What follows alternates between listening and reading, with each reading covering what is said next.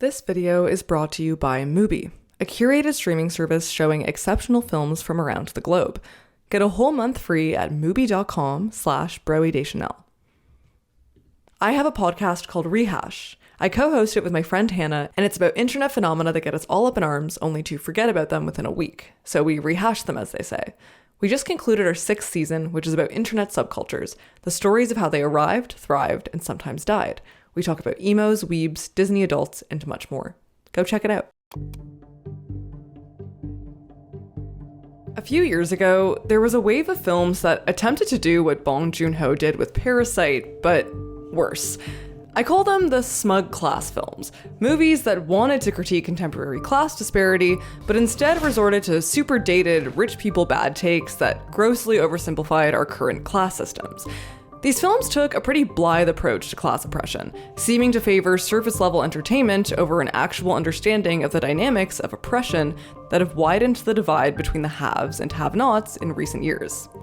Recently, however, there's come a new wave of films and shows that share similar themes, but which, to me, strike directly at the heart of capitalism and class oppression. I'm sure you've heard of at least some of these new films and shows. Severance, Mickey 17, and The Substance may seem to have wildly different conceits, but actually all explore the concept of splitting our consciousness in service of a greater capitalist project, where in each work, a vulnerable person decides to enter a procedure in which their identity is fragmented. The Substance follows a woman who takes a drug or substance that allows her to create a younger, better version of herself, spending 1 week at a time as her older self and then awakening a new, younger body while the older self lies unconscious in a cell. In Severance, which just released its long-awaited 2nd season, a corporation called Lumen Industries offers a form of employment that requires people to undergo a procedure which severs their consciousness between life outside and inside of work. The procedure invariably creates 2 different people, one who is free and able to roam about the earth, but with the baggage of a past, and another who spends all of their time trapped at work, with neither side of the person having knowledge of who the other is.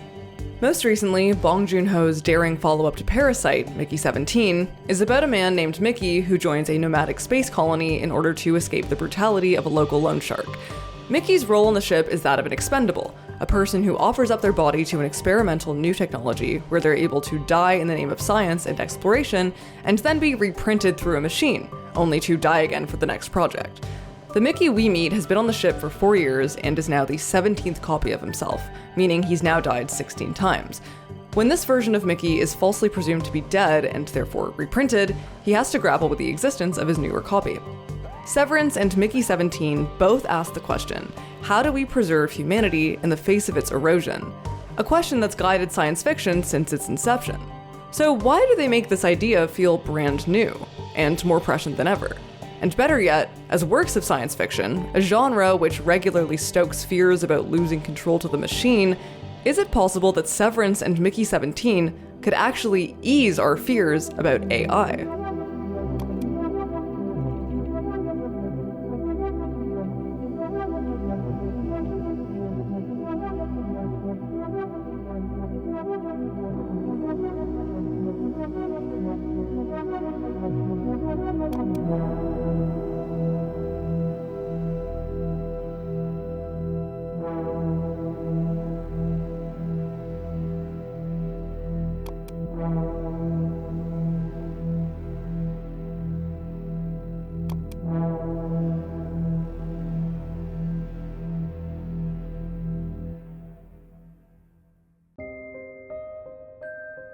Multiples. The double or doppelganger has been a figure of Gothic literature for centuries now. It represents the uncanny, a confrontation with the self or a slightly altered version of the self that's meant to destabilize one's sense of identity. Science fiction, and specifically sci-fi horror, uses what I'll call a digital double. I know this term has been put to various uses in the past few years, but it's just the one that works the best here. This meaning of the digital double is essentially the same thing as a doppelganger, only it appears specifically in sci-fi and represents our anxieties about losing control to the machine. Take Blade Runner, for instance, one of my favorite films, which is based on a 1968 dystopian novel by Philip K. Dick. It's about a hard-boiled retired cop named Rick Deckard, who's enlisted to hunt down rogue replicants, artificial humans who have been sent off into space to conduct labor on behalf of the all-powerful Tyrell Corporation. The rogue replicants that Deckard has been tasked with killing, or retiring, are thought to be uncanny doubles of human beings, who are murderous and unfeeling. There's also The Stepford Wives, the iconic 1975 film based on Ira Levin's book of the same name, where young mom Joanna Eberhardt puts her photography career on hold to move to Stepford, Connecticut with her husband Walter and their kids, and finds herself unsettled by the women of the town, who are all immaculately clean and subservient housewives. She then comes to the disturbing discovery that the men's club that her husband belongs to has, in response to the growing women's live movement, been creating doubles of their wives using animatronic technology to produce a town of women who were put back in their patriarchal place. The doubles look just like the original women, only speak with the transatlantic twang, wear 50s clothing, lack intellectual pursuits, have bigger boobs, and are domestically and sexually servile to their husbands. So there was this guy named Rene Descartes. I'm sure you've heard of him. He's the I think, therefore I am guy, who was a pioneer of the Enlightenment period back in the 1600s.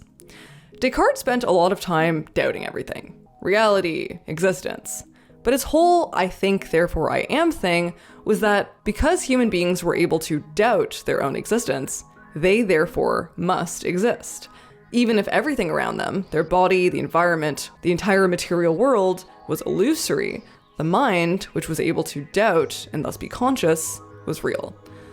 This created a slippery divide between the mind and body that resulted in a centuries-long debasement of the body, where any material separate from the mind could be doubted and was therefore untrustworthy and inferior. This debasement extended to animals. Descartes saw animals as undeserving of empathy because they were composed of automata, bones, muscles, nerves, arteries, veins, where wheels and other parts would be, and therefore lacked that special human essence. You could say Descartes was gatekeeping consciousness. The Industrial Revolution began a mere century later, and machines started to take on a similar role in the public imagination that animals had. They were a bunch of metal parts moving together that lacked consciousness and were thus inferior. But then in the 20th century, the study of cybernetics comes around, which reimagines the idea of human uniqueness. Maybe, said cybernetics, human intelligence was no different than machine intelligence. After all, machines were getting smarter and smarter by the year. A growing number of scientists believed that consciousness was simply an illusion created within the brain, and so maybe the thinking human was itself composed of automata, a complex system of information that simply told the body what to do. As neuroscientist Michael Graziano wonders, maybe there is no fundamental, inexplicable, non-physical essence in us. And through this new conception of the human being as nothing more than an information processing entity came the cyborg, a human-machine hybrid which, in the words of scholar N. Catherine Hales, violates the human-machine distinction. Replacing cognition with neural feedback, it challenges the human-animal difference. Explaining the behavior of the thermostats and people through theories of feedback, hierarchical structure, and control, it erases the animate-inanimate distinction. The cyborg is a wildly popular figure in science fiction, and often appears in the form of, you guessed it, the digital double. A machine hybrid that looks uncannily like a human. In many works of science fiction, the digital double is the physical manifestation of cybernetic theory. The Gothic double was troubling because it was blasphemous, in the sense that there was another uncanny being stealing your identity and thus stealing your soul. It was supernatural and demonic. The digital double, or cyborg, on the other hand, is troubling because it negates the uniqueness of human consciousness. It reveals the soul to be something that can be replicated. It presents this idea that human beings are composed of complex information systems no different from animals and machines, and are thus no more valuable. And if we create a machine that looks no different from us, but with updated hardware, then we've created the path to our own destruction. In Stepford Wives, for example, the process of creating an entirely new woman out of the old one is remarkably easy for the men. An instant geographical rundown on a person. I really think it'll be more important than fingerprints in police work. And they're completely content with their creations despite the fact that the doubles lack the wit or fire of the originals. Wouldn't you like some perfect stud waiting on you around the house, praising you, servicing you, whispering how your sagging flesh was beautiful no matter how you looked? That's because, the film suggests, the patriarchy does not see women as human. So these Stepford doubles, who are more optimized for household labor, child-rearing, and even sex, but robotic, are perceived as better than the women these men first chose to marry. In Blade Runner, Deckard's love interest Rachel is the subject of a new experiment from Tyrell, where the corporation implants her with synthetic memories, leading her to believe that she's human. Throughout the movie, Ridley Scott also plants clues that leave the audience unsure if Deckard himself is human. Framed within this dystopian universe, the replicants in many ways embody our anxieties about how far technology will go to blur the lines of humanity, making it nearly impossible to distinguish between human and machine, and thus posing a threat to our idea of what exactly humanity is. Again, that uncanny feeling, an anxiety over lost control. And so we're confronted with an unsettling question. If there are people out there who are just like us, have memories like us, think like us, I think, Sebastian. Therefore I am. but are stronger and more capable, then why are we here? What makes us special?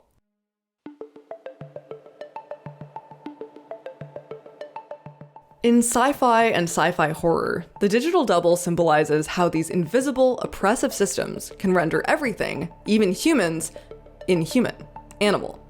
It often brings light to the disposability of the oppressed subject, like the worker under capitalism.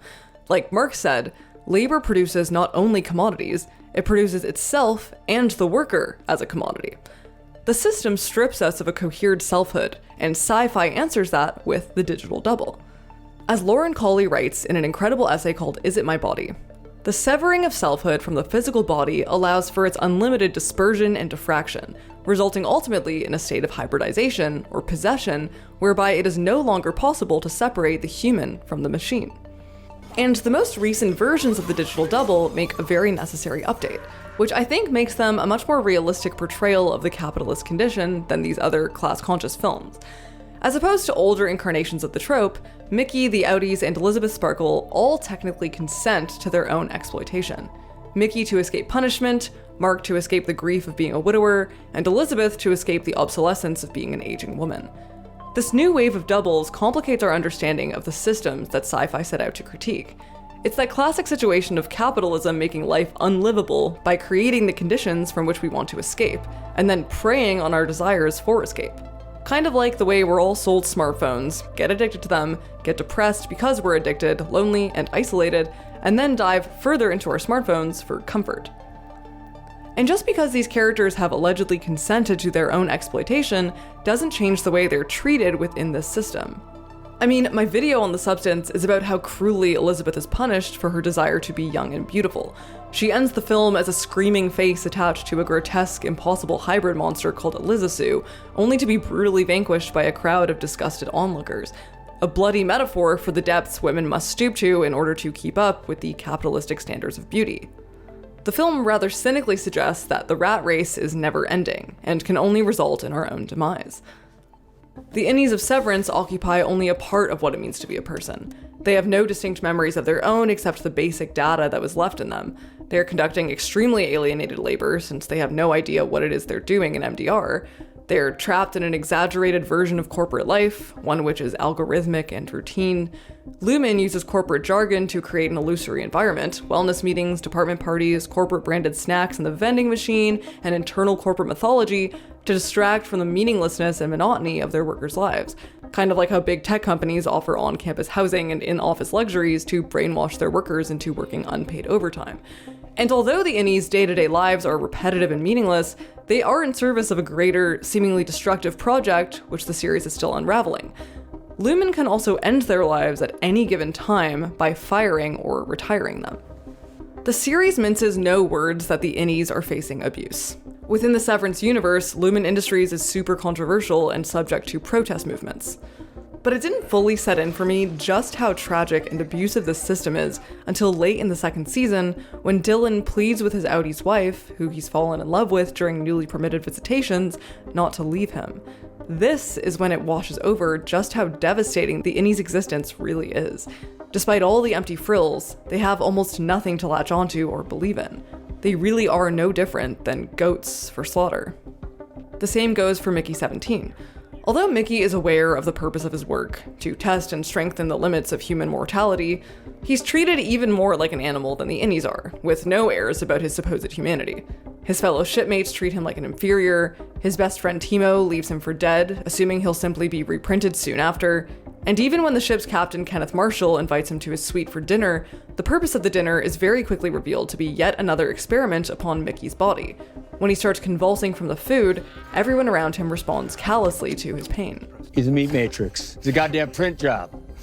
And expendable. Mickey and the innies are coerced into accepting exploitative work, and over time are treated with less and less humanity as the corporate illusion quickly dissolves and reveals what they truly are: meat, animal, machine.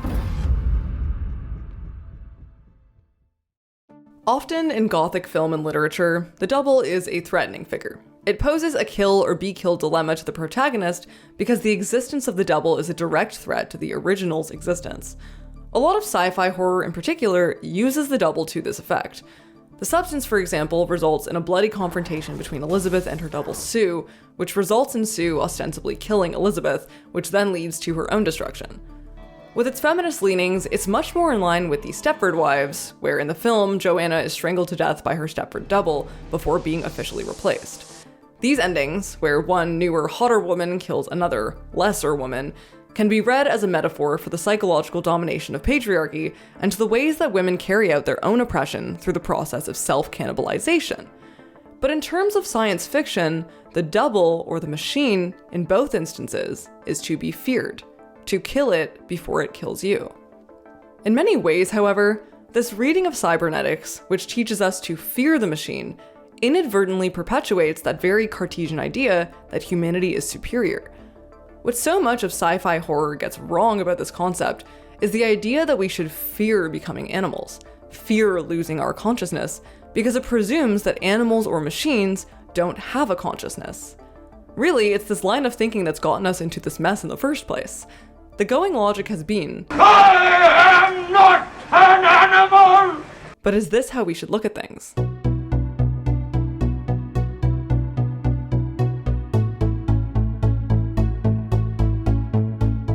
What even is consciousness?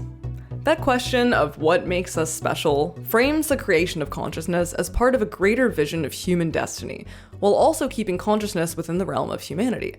Science is constantly upping the ante on consciousness, always moving the Cartesian goalposts to ensure that humans have a special status over other beings. This desire to define our specialness has led many scientists to believe that human uniqueness is not so much a hypothesis, but a dogmatic principle to be defended at all costs. We're defensive because, as it turns out, many of the perceived original indicators of consciousness, using tools, problem solving, using logic and reason, self-awareness, even basic morality, have in the past couple centuries been observed in a variety of animal species, suggesting that maybe they too have a consciousness. And like it or not, we could extend that same thought to machines. This is the real question asked by Blade Runner. We're led to believe throughout the film that the replicants are just as murderous as Sue or the Stepford Wives, to the extent that they now have their own hired hitmen who have been sent out to kill them before they kill others. But in the end, as we watch Roy Batty die, and along with him, his unique memories, we learn that the replicants are not to be feared or envied, but pitied and admired. Hales, in her reassessment of cybernetics, talks about these themes in Blade Runner. She finds that human characters like the unfeeling Eldon Tyrell or the hard-boiled Deckard, who we watch commit equally violent acts to the replicants, have signs of humanity, but also seem to be a bit dead inside. The replicants are similarly complicated. They are capable of great violence, but are also empathetic, rebellious, and capable of seeing the beauty and horror of the world. While cyborgs like Dick's replicants seem to be perfected, superhuman creatures, digital humanities scholar Frederick Kaplan theorizes that what actually gives non-human beings a consciousness is their uselessness. He finds that uselessness can be a design principle, and that we humans project consciousness onto non-human things when they stop doing the task they were designed to do. Like the wee cat that everyone's obsessed with, making human baby noises while it eats. Or when one animal goes against our understanding of nature and befriends another type of animal, in some cases even saving it from danger. WALL-E is a perfect example of how this shows up in machines. The film develops its ideas about consciousness by making a distinction between rogues and rule followers, and celebrates the characters that, intentionally or not, break with the crowd. We, as human viewers, see the cute little protagonist WALL-E as having a consciousness because he exceeds his programming. Juxtaposed against the film's sleek, rule-following robots, WALL-E is falling apart and constantly malfunctioning. He often diverts from his tasks to dance in his little home or collect random human artifacts, displaying an agency that makes him curious, empathetic, and optimistic. His love interest Eve initially looks no different than the other Eves on the Axiom, until she meets Wally. Eve is at first resistant to Wally's affections. She's dead set on achieving the task she was programmed to do, which is to find evidence of sustainable life on Earth. As the film goes on, though, she gradually deviates from her programming and falls in love with Wally's idiosyncratic nature. That is until Wally gifts her a seedling, which inadvertently completes her task and results in Eve getting sucked back up into the ship and marked with a green tree symbol. But the ship's power-hungry AI captain, who has a vested interest in not returning to Earth, labels Eve as having a foreign contaminant, the same label Wally got when he entered the ship. By this point in the film, both Eve and Wally have become rogue robots, and it's in this rogueness, this malfunctioning, that we perceive a soul. This uselessness or defect, the blip in the programming, is perceived by us as a consciousness because it's distinctly agential, but also because it cannot be explained, a mystery that exists somewhere between mind and body that we call the ghost in the machine. For the replicants in Blade Runner, their defect lies in their rebelliousness. Their revolutionary spirit comes from the realization that they have memories of their own that are in many ways better than, or at least just as meaningful, to those of humans on Earth. All those moments will be lost in time. Importantly, in Severance, the outies, or the humans, are the ones who pose a threat to their innie, or cyborg counterparts. Like Deckard with the replicants, the innies can be retired if their outie chooses to leave Lumen, thus ending the innies' lives forever. In the closed world, computers and politics of discourse in Cold War America, Paul Edwards talks about a cyborg discourse that emerged during the Cold War era, where culture became absorbed into the information age and into the information machine. And he says that cyborgs, with minds and selves reconstituted as information processors, found flexibility, freedom, and even love inside the closed virtual spaces of the information society. In Severance, Lumen has created the centrally controlled, self-referential space subject to technocratic control. And yet, like Wally finding joy in his monotonous and lonely routine, the innies find a little world of their own within the walls of Lumen. One that mimics real life, like Mark and Helly or Kurt and Bill falling in love, and amplifies it, like Dylan's innie being more competent, confident, and ultimately desirable to his wife than his outie is. The innies' enjoyment of the little lives they've created inside their closed space causes them to rebel. And these breaks from what the innies are programmed to do are their defects. Mickey, a generally apathetic character, seems much less burdened than the innies by his subjugated role on the ship. But his defect appears when he fails to die, and thus illegally produces a double of himself. A double of a double, you could say. Mickey 17's own unique consciousness isn't really visible to us until Mickey 18 is created. The double's double, Mickey 18, seems murderous and unfeeling at first compared to the feeble 17, but over time, we come to appreciate his combustible personality, which makes him a lot braver than Mickey 17, brave enough to sacrifice himself in order to save everyone on the ship. The film goes even more meta with it by adding a subplot about Marshall wanting to colonize a planet called Niflheim. The planet is inhabited by insect-like creatures called creepers, who were supposed to kill Mickey 17 at the beginning of the film. Marshall justifies his conquest over the creepers by doing what Tyrell does in Blade Runner, and what basically every colonizing body has done for all of history, labeling them as barbaric, murderous, and lacking in consciousness. Only we see the defect in this programming when the creepers go against their assigned nature and refuse to kill Mickey. Ghost in the machine. Hales does not dislike cybernetics. She finds its premise about human consciousness as composed of information patterns terrifying in its warnings of machine domination, but also exciting in the way that it breaks down what it means to be human. What bothers her more is what she calls a material information separation at the heart of cybernetics. The Cartesian idea that human consciousness as an information processing machine owes nothing to its material instantiation. What feels so new about Severance and Mickey 17 is that they teach us to empathize with the double, rather than fear it. They reunite the information processing system with its material self. Unlike the replicants in Blade Runner or the housewives in Stepford Wives, there is no blueprint in Severance or Mickey 17. The innies in Severance share the same bodies with their outies, so we're forced to see the outies wear and choose to ignore their innies' abuse as they walk out of work. The same goes for Mickey, who, although he's reprinted each time he dies, still has memories of dying, and is clearly physically worn and broken down from the impact over time. And so we start to appreciate the mind and body as being inseparable, despite what Descartes thinks. In letting us spend so much time with both the originals and their machine-made copies, Severance and Mickey 17 encourage us to empathize with characters who have been created through machine intervention, and so are, in a sense, cyborgs. Which is why, in the finale of the second season of Severance, as Mark disobeys his Audi's orders, abandons his long-suffering wife Gemma, and runs towards Helly instead, we find ourselves rooting for him. Likewise, Mickey 17 may be reprintable, but he still would have felt every moment of the oncoming attack from the creepers, feels every moment of the poisoning as his onlookers watch blankly, waiting for him to get it over with and die. So we also find ourselves retroactively rooting for Mickey 18 as he attempts to murder Timo in vengeance for ignoring his humanity and leaving him for dead.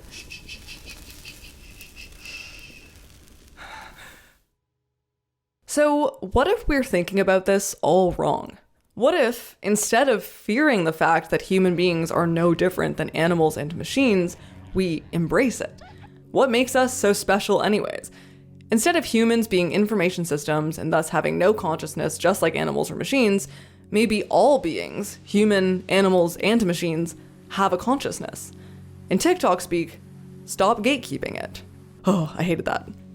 In 2023, production on Severance's second season got vastly delayed because of the Writers Guild and SAG-AFTRA strikes.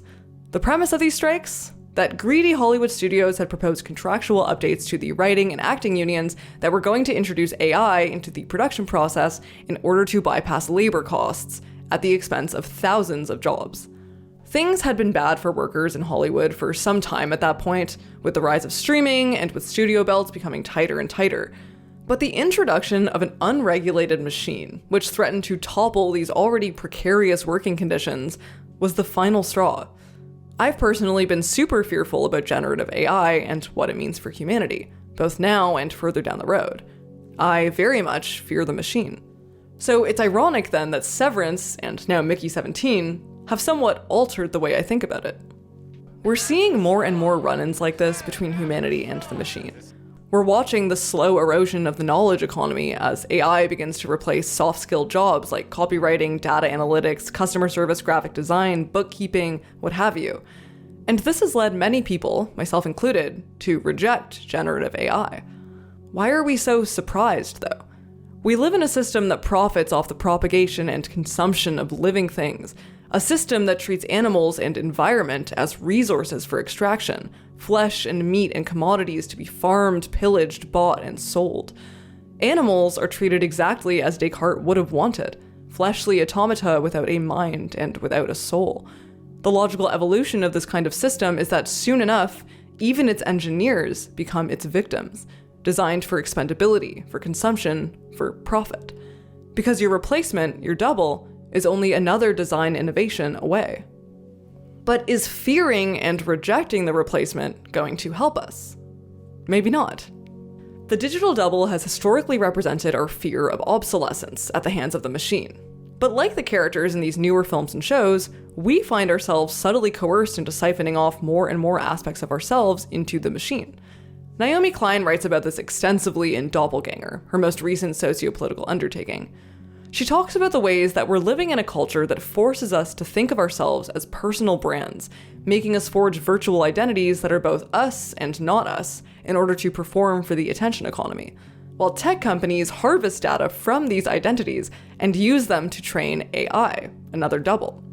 She says, when reality starts doubling, reacting off itself, it often means that something important is being ignored or denied, a part of ourselves and our world we do not want to see, and that further danger awaits if the warning is not heeded. The evidence is right there. We've already fractured our consciousness and sold it to be farmed by the system. Right now, we're staring down the barrel at environmental catastrophe, the inevitable conclusion of years of unbridled technological innovation and environmental neglect. But maybe the finger of blame should be directed away from the machine and towards the system that exploited it the same way it exploits animals and the same way it exploits us. The world cannot be rebuilt by humanity alone. It's going to take true empathy and true solidarity with other beings to restore the planet we all live on, for better or for worse. As Collee writes, capitalism isn't a force doing haunting. It is itself haunted by its own history, a history that encompasses forces beyond the human. The ghost in the machine, in other words, isn't just an allegory for big tech. What if non-human figures, animal, river, rock, and storm, had found a way to get into the digital realm, and thus get into us? What if they had been there all along? This new imagining of the double in Severance and Mickey 17 retraces the steps that splintered us off from our ghosts. The double, the cyborg, the machine, is not to be pushed away or feared or killed. It's to be understood as a part of the self. This time I wasn't scared. I just thought to myself, what would 18 do?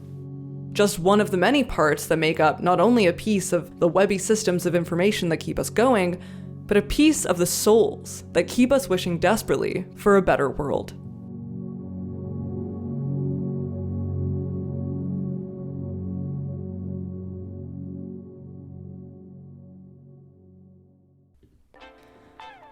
This video is sponsored by Mubi, a curated streaming service dedicated to elevating great cinema from all around the globe. It's for lovers of great cinema, and those who don't know they love great cinema yet. Because the beauty of Mubi is that it exposes you to artful, thought-provoking, and innovative films you would never think to watch. A little Canadian rec for you. Matt and Mara is the latest feature by Canadian director Kazak Radwanski, which tells the story of a creatively unfulfilled writer and prof, Mara, who's spontaneously reunited with her old, much more creatively successful friend, Matt.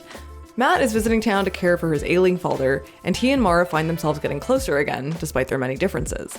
Starring Matt Johnson and Derek Campbell at their improvisational best, this film casts a very gentle glance at its subjects.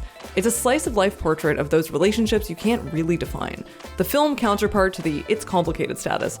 And for all its non-action, manages to sneak in many poignant insights about love, family, craft, and ideas of self. You can watch Matt and Mara now on Mubi as part of their Will They Won't They series. Discover the best of cinema at your fingertips, streaming anytime, anywhere.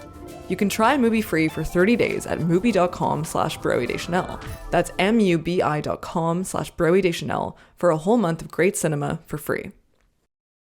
Special thank you to Syed Hassan, Mel Pertwee, Morgan, Cooper Stimson, Nadia C., Nick, Jenny Eller, J. Frost McFinnigan, Gabriel M., The Wiz Daniel, Edward Yu, Andrew Nguyen, Carolyn Stowe, Connor O'Keefe, Gavin Borden, Sharma, Smith, Daniel Sardunas, Jenya, Ryan Blythe, Lotaire Roulan, Maya Kamaeva, Naomi Nakagawa, Burrow Fiddle, Nathan King, Scott Barnett, Julia Campana, Mr. Allen, Luis Eduardo Taroba, Alexis, Navis Bullock, Carrie Gavin, RSS, Fridtjof Holstrom, Alex Short, and Kelly Wolf for supporting this channel.